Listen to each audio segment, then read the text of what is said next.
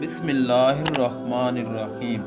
اللہ تعالیٰ اپنے بندوں سے بہت محبت کرتا ہے، اور اس بات کا ثبوت انسان کو اپنی زندگی کے ہر موڑ، ہر ساتھ اور ہر لمحے میں ملتا ہے۔ یہ سچ ہے کہ معجزے نبیوں کے لیے تھے، اور نبیوں کے بعد معجزوں کا سلسلہ بند ہو گیا، مگر خدا آج بھی اپنے محبوب بندوں کی مشکل وقت میں غیبی مدد کرتا ہے۔ فرق صرف اتنا ہے کہ نبی بہترین ایمان والے اور شکر بجا لانے والے تھے، جبکہ عام انسان میں کنجوسی سے کام لیتا ہے۔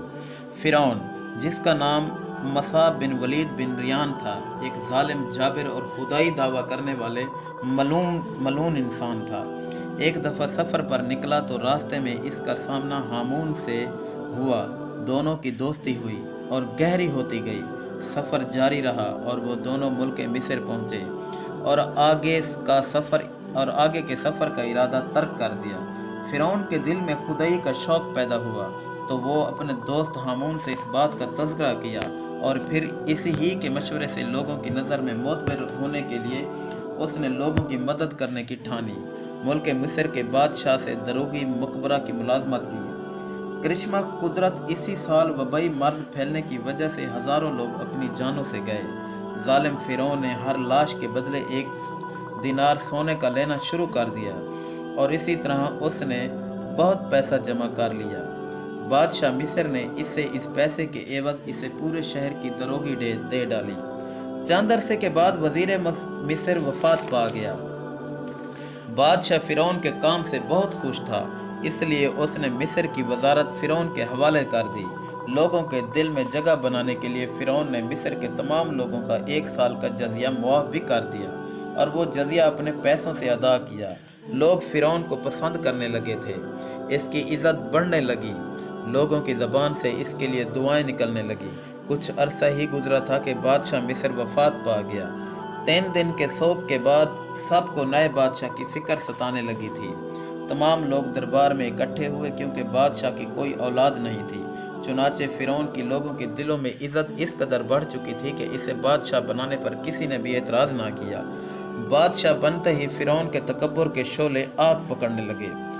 خدائی کی ہوس اور لوگوں کے سروں کو اپنے قدموں میں جھکا دینے کی خواہش اتنی بڑھی کہ مذہب یوسف کو، یعقوب کو لوگوں کے دلوں سے نکالنے کے لیے فرعون نے ملک مصر میں درس و تدریس کے عمل کو نہ صرف رکوا دیا، بلکہ اس کو جاری رکھنے والے کو واجب القتل قرار دیا۔ جان بچانے کے لیے لوگوں نے درس کیا چھوڑا، ان کے ہاتھ سے خدائے برتر کی رسی بھی چھوٹ گئی۔ لوگ اپنے مذہب سے بیگانے ہو گئے، کسی کو خدائے برحق یاد نہ رہا، حق کی جگہ باطل لینے لگا۔ مذہب و یوسف و یعقوب کے ماننے والے کم ہونے لگے۔ فرعون نے بتوں کی پوجا کو عام قرار دے دیا۔ بنی اسرائیل کی قوم اپنے مذہب پر قائم رہی، مگر قوم قبطی نے بتوں کو پوجنا شروع کر دیا۔ 40 سال کے عرصہ کے بعد فرعون نے تمام بت تڑوا ڈالے اور خود کو خدا بنا لیا۔ بنی اسرائیل نے فرعون کو خدا ماننے سے انکار کر دیا، تو انہیں طرح طرح کی اذیتیں دی گئیں۔ جن کاموں کو برا گردانا جاتا تھا، وہ سبھی کام بنی اسرائیل کے لوگوں سے کرائے گئے، جبکہ دوسری جانب قوم قبطی کو اعلیٰ مراد سے نوازا گیا۔ اللہ تعالیٰ نے بنی اسرائیل کو یہ خوشخبری سنا دی کہ انہی میں سے ایک شخص پیدا کیا جائے گا جو فرعون کے مظالم کے خلاف کھڑا ہوگا، اور ملک مصر کو ظلم فرعون سے نجات دلائے گا۔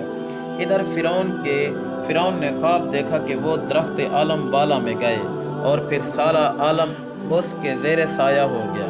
صبح ملک مصر پر بیدار ہوئی تو فرعون نے سبھی حکیموں، دانشوروں اور جاگیرداروں کو بلایا اور ان سے اپنے خواب کی تعبیر پوچھی۔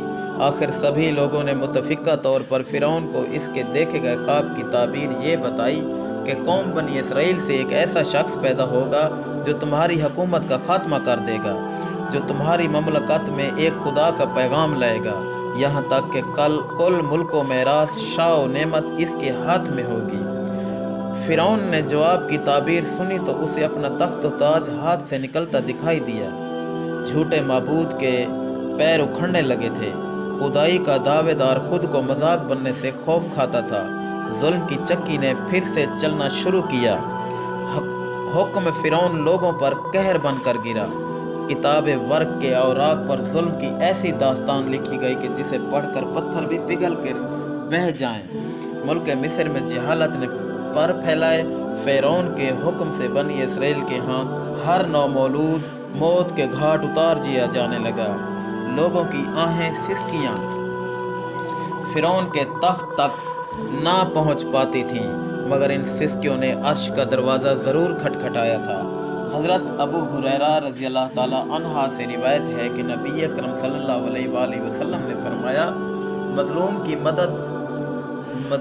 मदद जो जालिम के हक में बादलों के ऊपर उठा ली जाती है। आसमानों के दरवाजे इस दुआ के लिए खोल दिए जाते हैं और अल्लाह ताला फरमाता है, मैं तेरी इमदाद ज़रूर करूँगा अगर चाहे कुछ ताख़ीर हो।